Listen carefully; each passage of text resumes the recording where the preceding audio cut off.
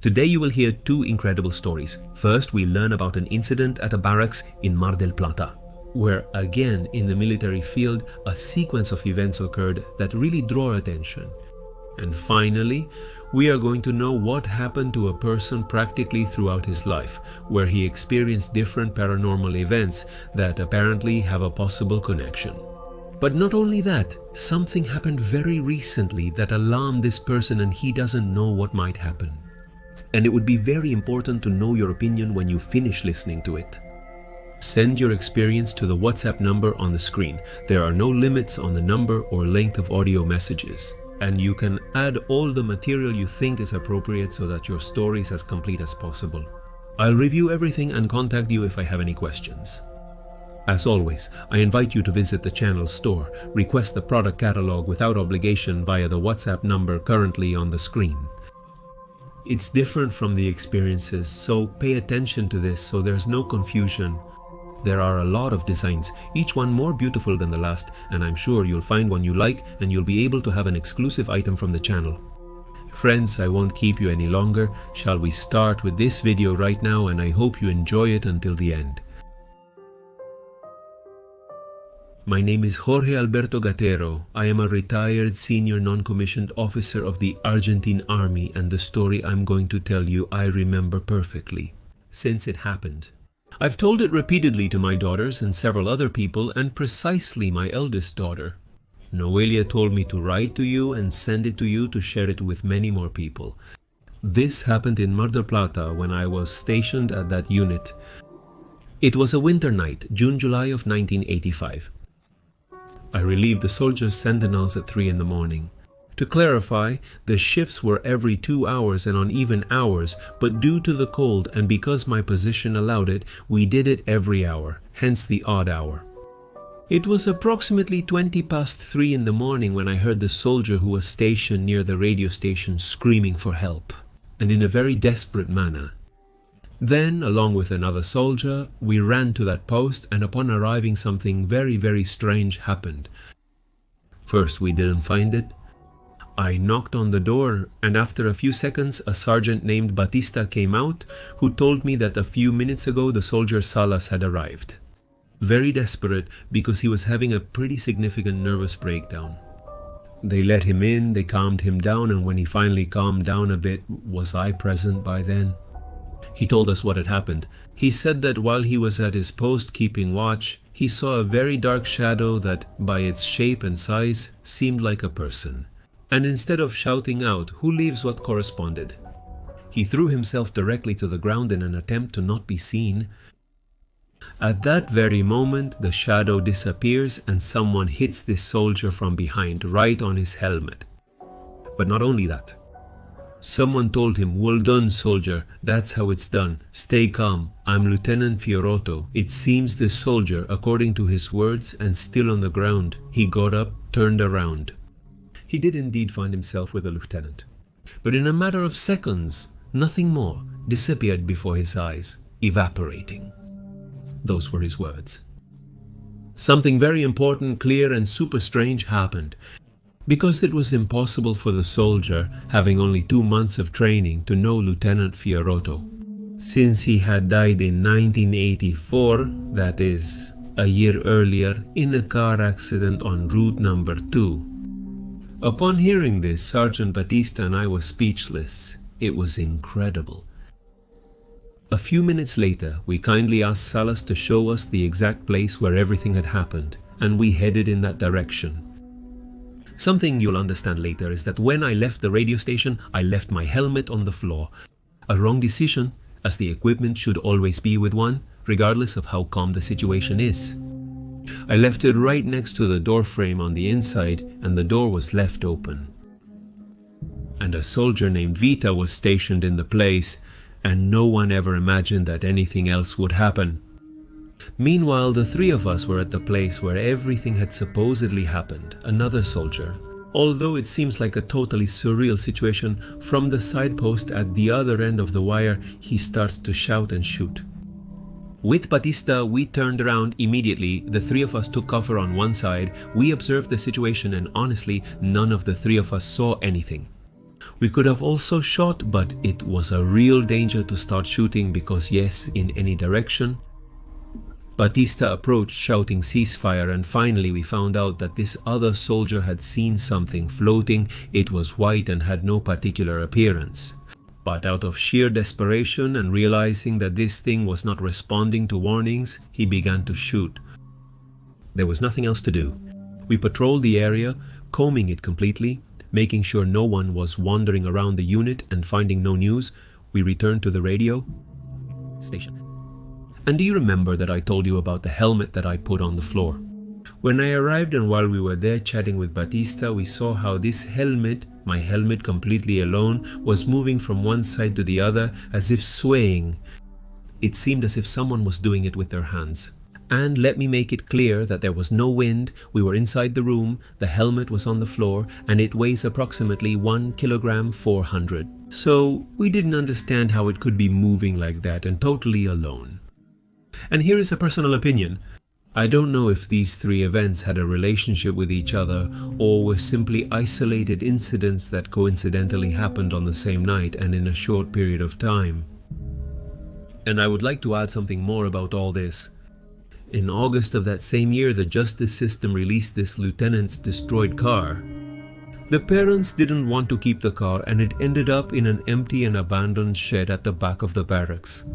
On several occasions during the night, the reflection of this car's lights could be seen, and even, though it may sound crazy, the engine accelerating could be heard. And honestly, I didn't believe this, but one night, and as they always say, until it happens to you, you don't believe it. I had to witness it firsthand, and I heard it very clearly. And the next morning, to get rid of this great intrigue I had, I entered this shed and found a car that didn't look like what I was expecting. The car was completely torn apart. Keep in mind that it had crashed head-on into a truck, therefore neither the lights nor the engine could turn on.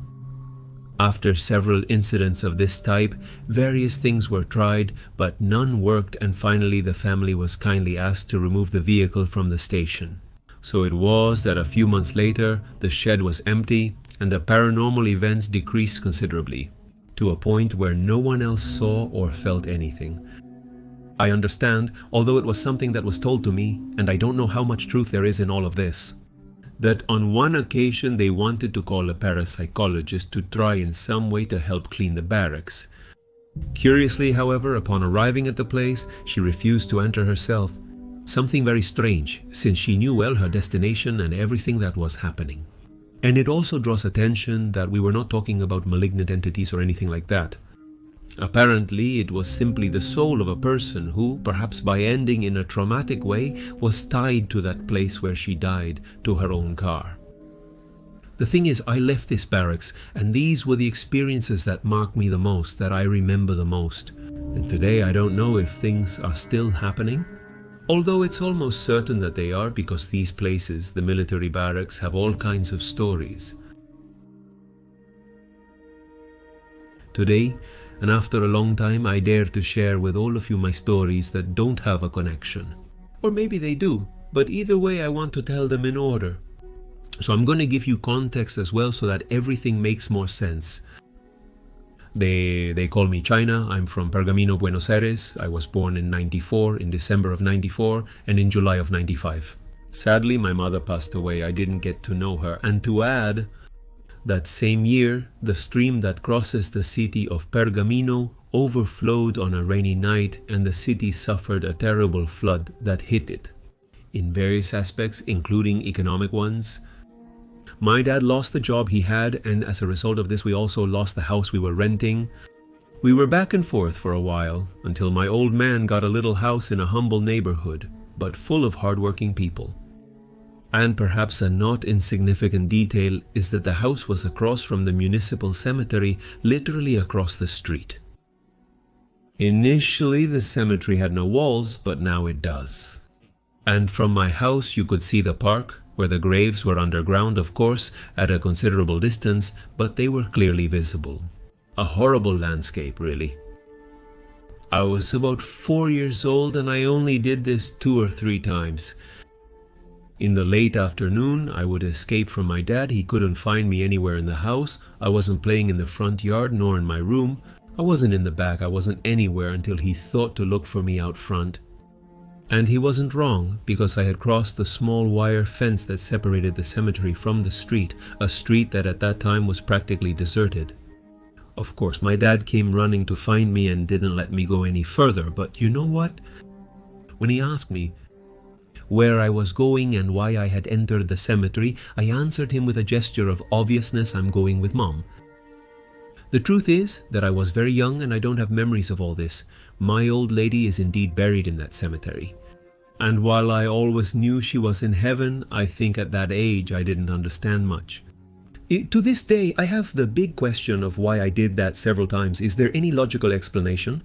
Or if my old lady was somehow with me. She wanted to give me some message, and in one of those I even followed her. Many say that kids have a greater sensitivity than adults, but I really don't know the answer. This neighborhood, humble and, as I said, a very, very hard-working people. Over time, and like the vast majority, it stopped being safe. Thefts started happening more and more often. They even robbed our house. That's why my dad looked for a new place to live, and since we were better off economically, we moved to a more central part of town. This house was old, sausage-like, but it had some renovations that had been done over time. In this place, I grew up from the age of 6 until 20. And here the most impressive thing was that everyone over time experienced paranormal events. No one was exempt. For example, it was common for my old man to feel something walking on his bed. On several occasions, he told how he felt the mattress sink as if someone was walking on top. But when he turned on the light, there was no one. Another thing we normalized was seeing more with peripheral vision, a woman walking slowly as if she was one of us. In the house, the doors would open by themselves, but not because of the wind. Literally, the doorknobs would go down. It was something impressive. Many times when I was alone at home, it was normal, so to speak, to hear someone calling me from another room, usually imitating the voice of one of my siblings. Sometimes there was confusion if it was one of them trying to play a prank. But this happened at different times, and my old man was a witness, where the two of us were alone in the house, and we clearly heard the voice calling me, and it came from one of the bedrooms where there was no one. My last 2 years in this house were tremendous. I had a horrible time trying to sleep.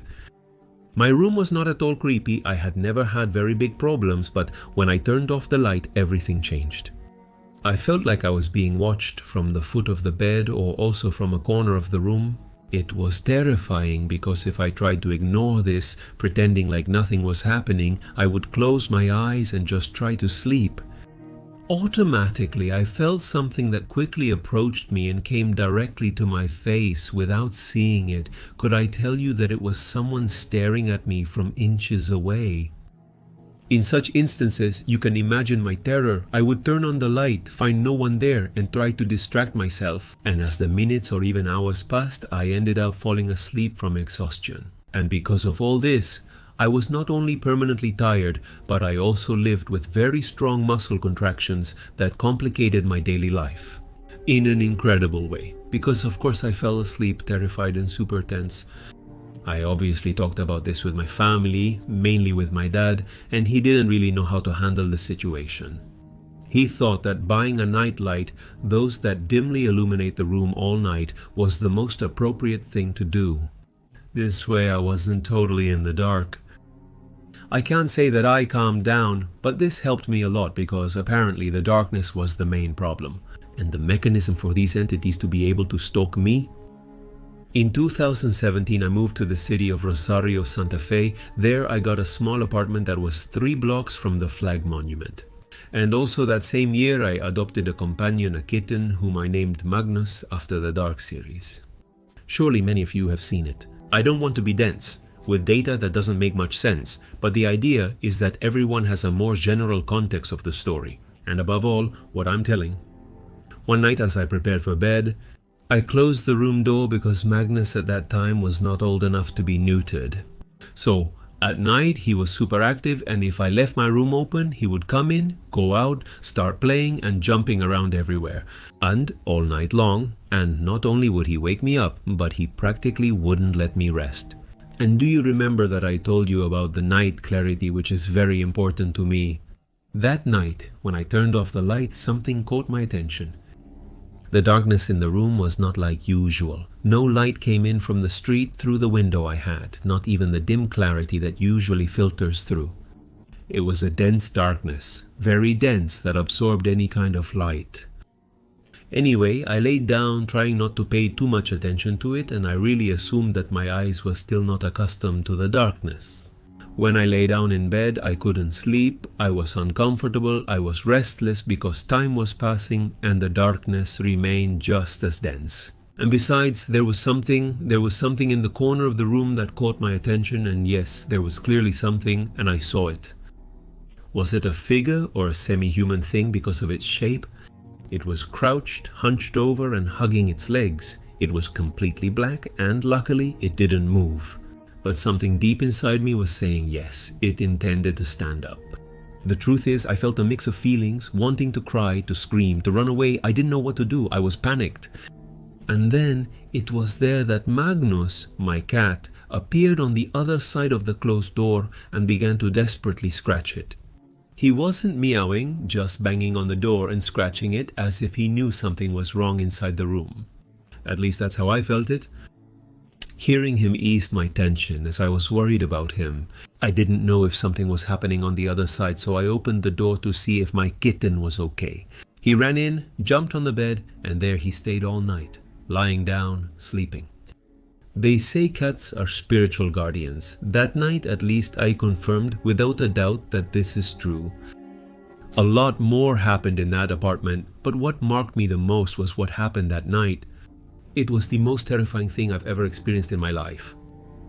Sometime after this, I went to a white witch, and after a session, she told me something that kept echoing in my head.